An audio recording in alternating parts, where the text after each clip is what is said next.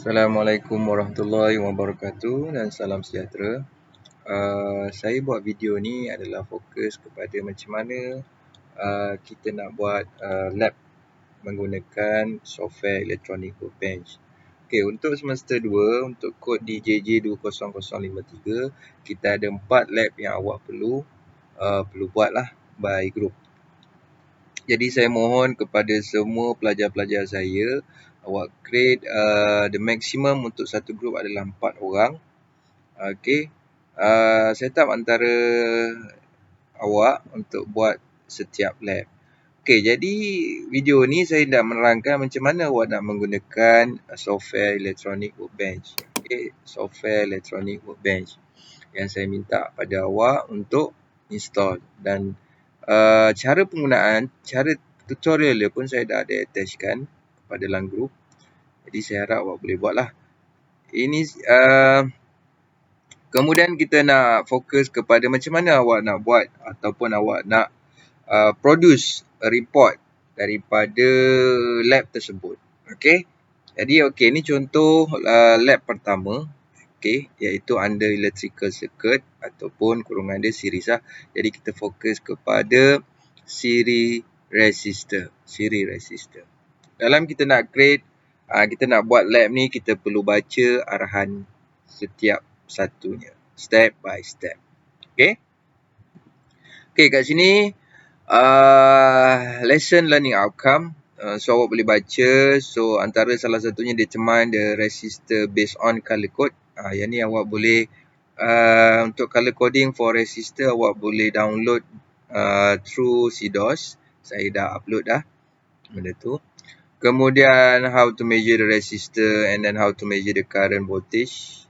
And then the last one, able to simulate circuit using Electronic Workbench. Okey, yang ni fokus utama lah. Okey, awak perlu ada satu software simulate. Macam mana awak nak provekan by theory, apa yang teori kata, dan melalui practical. Okey, practical sama ada awak construct the circuit in reality ataupun awak menggunakan simulation software. And then this one, safety precaution. And then we go to the introduction and theory. So what is theory said? Okay.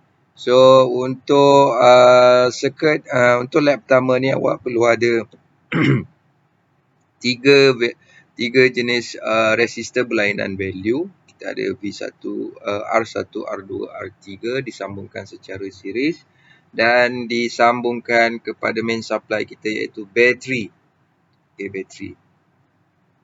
Kemudian in theory mengatakan dalam series circuit bahawa current adalah sama untuk setiap branch resistor, which mean the I total equal to I1 equal to I2 and so on.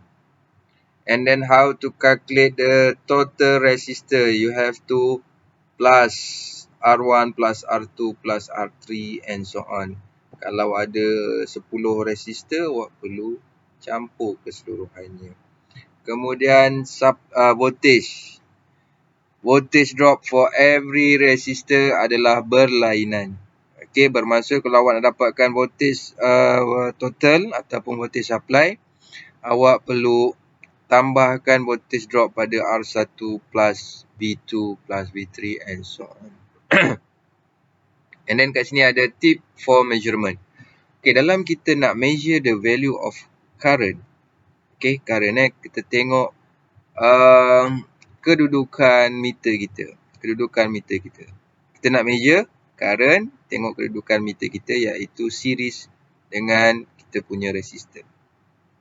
Okay, kedudukan dia perlu series dengan resistor untuk measure current.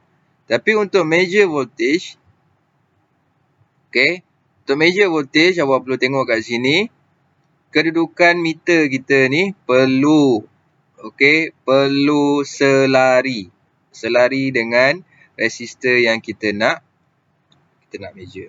Kalau nak measure R2, awak perlu selarikan meter awak. Untuk measure R1, perlu selarikan. Okay, so awak kena ingat, untuk measure current, kedudukan meter perlu siri. Okay, perlu siri. Tetapi untuk measure voltage, awak perlu kedudukan meter tu perlu selari. And then kita pergi ke equipment. Kalau kita menggunakan mode face to face, okay, kalau dalam kebiasaan kita perlu ada DC power supply, resistor. Dalam resistor ni awak perlu check the color coding and then awak perlu measure, comparekan color coding dengan measurement. Adakah sama ataupun ada berlainan value sikit? Ada tolerance dia ke tak? Kemudian kita ada multimeter, yang mana multimeter ni kita boleh measure current, kita boleh measure voltage, kita boleh measure resistor, and then kita ada protoboard ataupun kita construct resistor tu dalam protoboard and then kita measure. Tapi disebabkan pandemik ni, kita hanya boleh menggunakan simulation software ataupun electronic workbench. And then part yang paling penting awak perlu tengok kat sini adalah the procedures. Okay, procedures dia awak perlu check satu persatu. Okay, awak perlu tengok satu persatu. Okay, connect the circuit as shown in figure 1 using electronic workbench. So maksudnya awak perlu buat simulation. Connect the supply voltage of battery 20 volt DC. 20 volt DC. Measure and identify the resistor R1, R2 and R3 by simulation. Kurungan dia, show the measurement and attach to the report. Awak perlu print screen ataupun awak snap awak punya measurement tu dan masukkan dalam report. Maksudnya awak proof bahawa apa sahaja value yang awak tulis di dalam table satu, awak perlu proofkan. Proofkan by snapshot ataupun awak print screen the measurement. Okay. And then you have to measure the current flow for every branch of resistor and then show the measurement and attach to the report. And same goes to the voltage. Okay. So kat sini saya nak tunjukkan macam mana awak nak buat simulation. Okay. Pertamanya kita perlu ambil bateri. Kat mana awak nak ambil bateri, awak perlu ambil di source. Okay. Source. Ambil satu bateri. And then resistor basic, under basic ada 3 resistor, 1, 2 dan 3. And then setiap komponen kita boleh labelkan. Macam mana kita nak labelkan? Okey, katalah power supply kita nak 12 volt. Jadi klikkan dia, letakkan dia 20 volt. Label dia katalah kita nak buat sebagai voltage supply. And then okay, R1.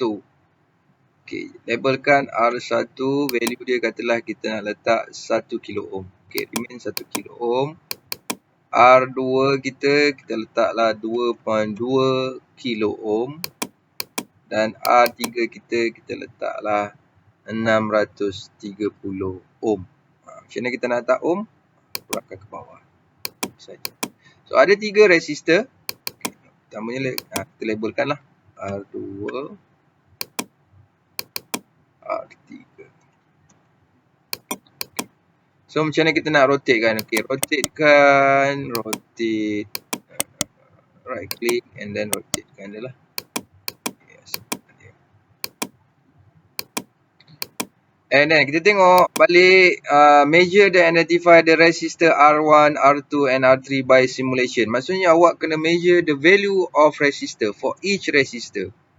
Okay. So awak ambil multimeter. Kat mana dapatkan multimeter? Dalam instrument, the first one. Okay.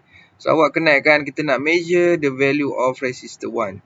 Even kita dah setkan dia 1 kilo ohm. Tapi kita perlu measure, adakah dapat 1 kilo ohm ke tak? Ini by simulation. Kalau by practical memang awak perlu buat measure the value of each resistor. Okay, sebab by color coding dia mengatakan bahawa resistor tersebut adalah 1 kilo ohm. Tapi by measurement macam mana? Adakah dapat? Okay, kemudian kita double klikkan dia untuk besar sikit. Sebab dalam satu masa hanya satu multimeter saja boleh guna. Okay, jadi awak perlu measure satu-satu. Okay, pastikan awak berada di mode ohm. And then macam mana kita nak keluarkan value dia.